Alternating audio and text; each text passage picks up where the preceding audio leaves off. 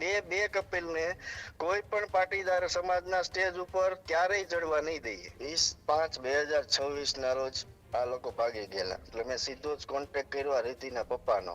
જી કે આ સત્ય હકીકત વાત છે એને જણાવ્યું. હા, રીતિને જયારે મેં વાત કરી એ બે મારી ઓફિસે મળવા આવ્યા હતા કે ભાઈ મેં એવું કીધું કે તું પાછી વહી જા, માન સન્માન સાથે તને તારો પરિવાર અપનાવવા તૈયાર છે અને સમાજ એમાં ખુશ છે. તમે આ કર્યું છે યોગ્ય નથી. બે એક જ સ્થાન ઉપર છો.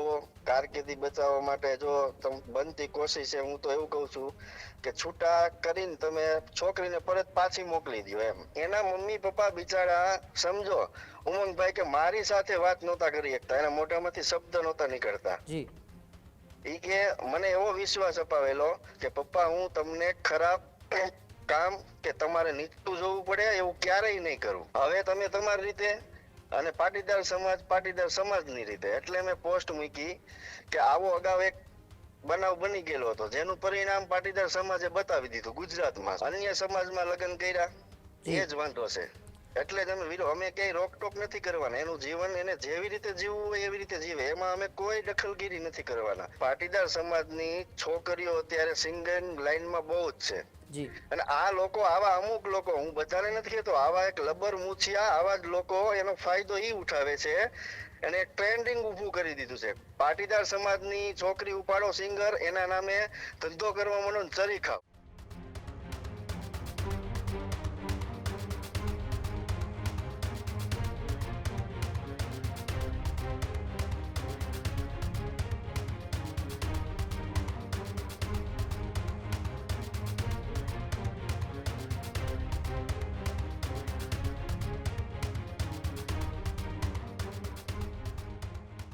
ફરી એક વખત ગુજરાતની અંદર આંતરજ્ઞાતીય પ્રેમ લગ્નનો વિવાદ છે તે થયો છે.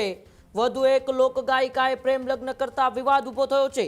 સુરતમાં પાટીદાર સમાજના લોકગાયિકાએ કર્યા પ્રેમ લગ્ન. રિદ્ધિ રાજપરાએ જયેશ વાઘેલા સાથે કર્યા છે પ્રેમ લગ્ન. પાટીદાર આગેવાન હિરેન રુદ્રાએ પોસ્ટ કરીને કર્યો વિરોધ.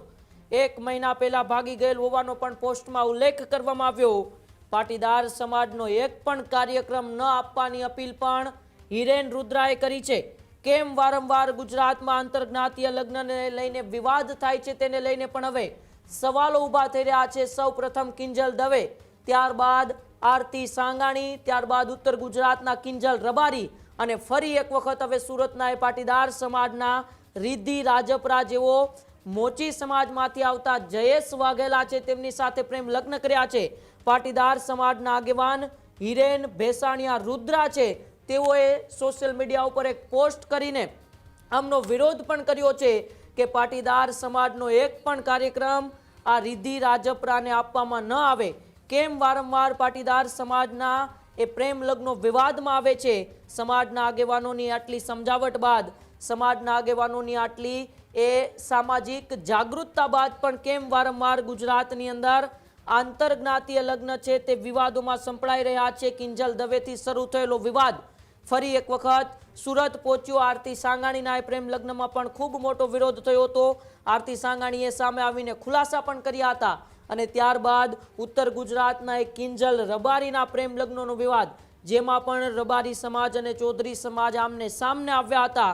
સમાજ કારણ છે તે ગરમાયું હતું અને હવે ફરી એક વખત પાટીદાર સમાજના એ રિદ્ધિ રાજપરા છે જેઓએ જયેશ વાઘેલા સાથે પ્રેમ લગ્ન કર્યા છે ને એને લઈને જ હિરેન રુદ્રા છે તેમણે ફેસબુક ઉપર એક પોસ્ટ કરી છે અને પોસ્ટની અંદર તેમણે આ જાણકારી આપી છે.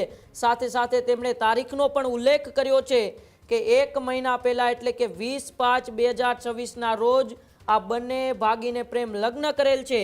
એટલે કે સિંગર અને લગ્ન ગીતવાળા રિધમવાળાને આ બેને પણ પાટીદાર સમાજના સ્ટેજ ઉપર સ્થાન ન આપવાનો પણ પોસ્ટમાં ઉલ્લેખ કરવામાં આવ્યો છે. ત્યારે સીધા જ આપણી સાથે ફોન લાઈન ઉપર હિરેન રુદ્રા જોડાયેલા છે. હિરેનભાઈ, ન્યૂઝરૂમમાં સ્વાગત છે. Thank you. આપે સોશિયલ મીડિયા ઉપર એક પોસ્ટ કરેલી છે અને પોસ્ટની અંદર ફરી એક વખત વધુ એક લોકગાયિકા પાટીદાર સમાજના રિદ્ધિ રાજપરાના પ્રેમ લગ્નનો વિવાદ છે. આખી ઘટના શું છે અને ક્યારે આ ઘટનાની તમને જાણ થઈ? 20/5/2026 ના રોજ આ લોકો ભાગી ગયેલા. જી 4-5 દિવસ પછી મને જાણ મળી મારા મિત્ર હસ્તક, એટલે મેં સીધો જ કોન્ટેક્ટ કર્યો આ રીતિના પપ્પાનો જી કે આ સત્ય હકીકત વાત છે. એને જણાવ્યું હા. પછી અમે મહેનત કરતા હતા છોકરા છોકરી હારે ટેલિફોનિક ચર્ચા ઉપર કે ભાઈ તમે આ કર્યું છે યોગ્ય નથી, બે એક જ સ્થાન ઉપર છો, કારકિર્દી બચાવવા માટે જો બનતી કોશિશ છે, હું તો એવું કઉ છું કે છૂટા કરીને તમે છોકરીને પરત પાછી મોકલી દો એમ. જી પણ એ કઈ ભેગું થયું નહીં. કાલનો દિવસ છેલ્લો હતો, કાલે અમે બહુ ટ્રાય કરી લીધી. જી પછી વાતે વાતે ફરી જતા હતા છોકરા છોકરીઓ. જી ત્યાર પછી મેં કીધું હવે હું આ બાબતથી તમને ફોન કરીશ નહીં, તમારી અમારી બનતી કોશિશ આટલો ટાઈમ અમે વેઇટ કરી 20-25 દિવસ. જી હવે તમે તમારી રીતે અને પાટીદાર સમાજની રીતે. એટલે મેં પોસ્ટ મૂકી કે આવો અગાઉ એક બનાવ બની ગયેલો હતો જેનું પરિણામ પાટીદાર સમાજે બતાવી દીધું ગુજરાતમાં. સુરતની વાત જ નથી, ગુજરાતમાં આખામાં. જી એટલે આ જે અત્યારે પાછો કિસ્સો બન્યો છે એનું પરિણામ પણ આનાથી ગંભીર આપશું અમે 100%. જી ગુજરાત લેવલે 100%. હવે 2 હતા, હવે 4 થયા. આ બે કપિલને કોઈ પણ પાટીદાર સમાજના સ્ટેજ ઉપર ક્યારેય ચડવા નહીં દઈએ. જી પણ હિરેનભાઈ, ભારતના બંધારણ પ્રમાણે તો કોઈ પણને પોતાનો જીવનસાથી પસંદ કરવાનો અધિકાર છે, તો પછી કેમ વારંવાર આંતરજ્ઞાતીય લગ્નનો વિરોધ થાય છે? અમને કોઈ વાંધો નથી એને મેરેજ કર્યા તો.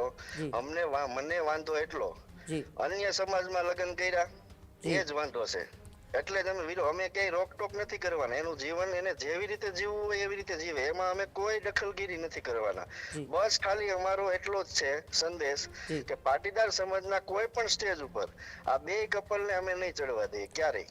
અત્યારે જે રિધિ રાજપરા છે એના માતા પિતા સાથે તમારી વાતચીત થઈ, એમની શું હાલત છે અત્યારે? કારણ કે આરતી સાંગાણી વખતે પણ આપણે જોયું હતું તેમના પિતાનો એ રડતો એવો વિડીયો સામે આવ્યો હતો. રિધિ રાજપરાના માતા પિતાની શું હાલત છે?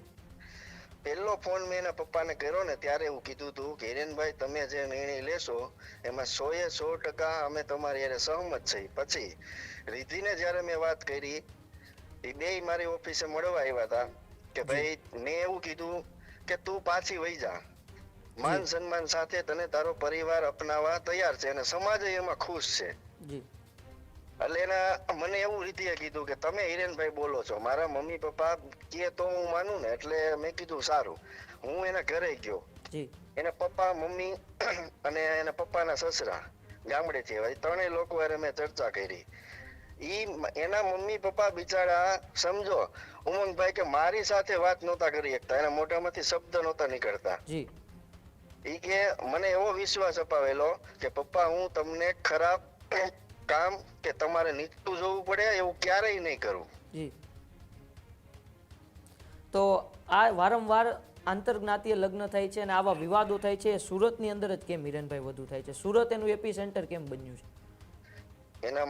એનો એક સીધો જ સવાલ હું તો જવાબ આપું તમને કે પાટીદાર સમાજની છોકરીઓ અત્યારે સિંગલ લાઈનમાં બહુ જ છે.